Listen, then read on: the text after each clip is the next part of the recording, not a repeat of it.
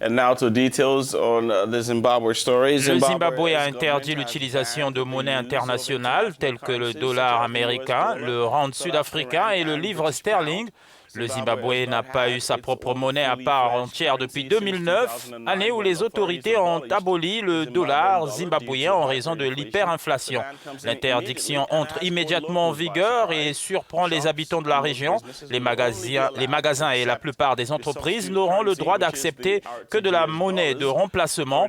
Les autorités auraient introduit cette nouvelle mesure pour freiner le commerce de devises sur le marché noir. En effet, Jerry, depuis 2009, il était possible au Zimbabwe de régler ses dépenses au supermarché, acheter de l'essence ou encore ses factures à l'hôpital en devises étrangères, notamment en dollars américains. Mais depuis ce lundi, vous l'avez dit, ce pays d'Afrique australe vient d'interdire ces transactions. Et pour en parler justement, nous sommes en ligne avec Persistance Gwanyanya. Il est économiste à Harare au Zimbabwe. Bonjour monsieur, avec cette nouvelle mesure entrée en vigueur lundi, quelles sont à présent les attentes des Zimbabwéens? Ce que les Zimbabwéens veulent vraiment, c'est une monnaie stable. C'est la chose la plus importante. Vous avez donc dit que vous avez entendu certains économistes dire qu'ils voudraient être payés en dollars américains. Oui, ils auraient voulu être payés en dollars américains parce que c'est une monnaie stable et que la monnaie de remplacement se déprécie à un rythme plus rapide. Voilà la raison. Et c'est exactement la raison pour laquelle je dis que le peuple zimbabwéen a besoin d'une monnaie stable. La question est donc de savoir si l'interdiction et la révocation du système à devises multiples permettent d'atteindre cet objectif. Réaliser un dollar de remplacement qui serait plus fort. Et pourquoi est-ce que je le pense? Si vous regardez ce qui se passait, vous conviendrez avec moi que certains des défis auxquels nous étions confrontés ne reflétaient pas les progrès que nous avons réalisés dans l'économie réelle.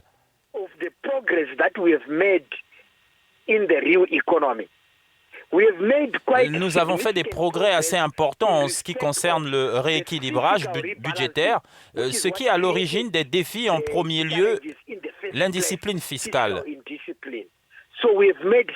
Nous avons donc fait des progrès significatifs. Et même sur le plan monétaire, nous avions fait des progrès, mais tous ces progrès n'ont pas été réalisés ou ne sont pas traduits par une stabilité monétaire. C'est donc la plus grande question à laquelle le pays, le gouvernement et les décideurs politiques ont été confrontés. Pourquoi blâmer le dollar et non la mauvaise gestion d'un pays?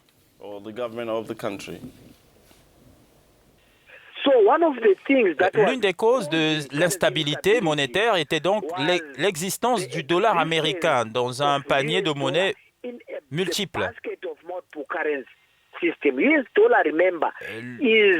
Le dollar américain est une réserve de valeur. Sa base est une réserve et toutes les autres monnaies étaient la monnaie transnationale la plus préférée en raison du fait qu'il s'agit de l'unité de compte ou de l'unité de compte dans le pays. Nous avions donc constaté une augmentation des prix et le rythme auquel les prix augmentaient était alarmant.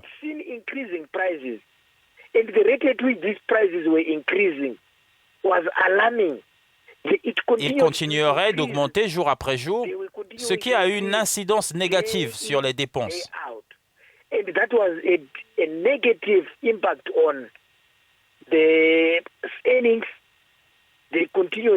Ils ont continué à rétrécir jour après jour.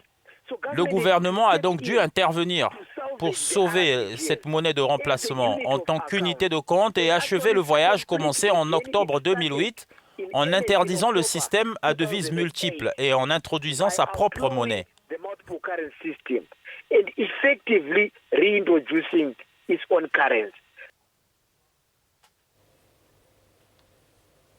Monsieur Gwanyanya, pensez-vous que la monnaie qui est utilisée présentement dans le pays, la RTGS dollar, peut-elle durer dans le temps?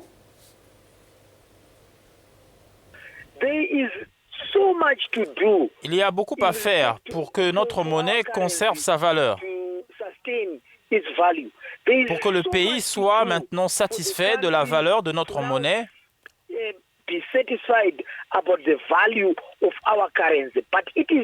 Mais c'est la bonne voie à suivre pour le pays.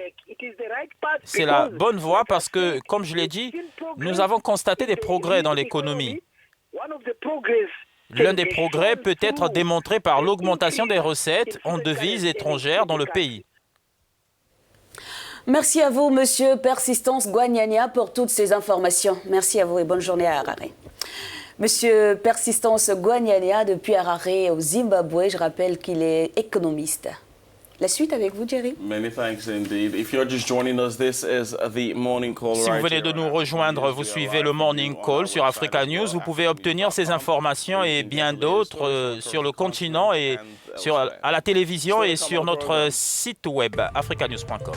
It's just another relationship with what is known to be man's best friend. And what are we talking about? Une autre relation avec ce que l'on sait être le meilleur ami de l'homme, le chien. Nous examinons comment les chiens soutiennent les anciens combattants en difficulté aux États-Unis. Autre chose, il peut être difficile de faire face à une défaite.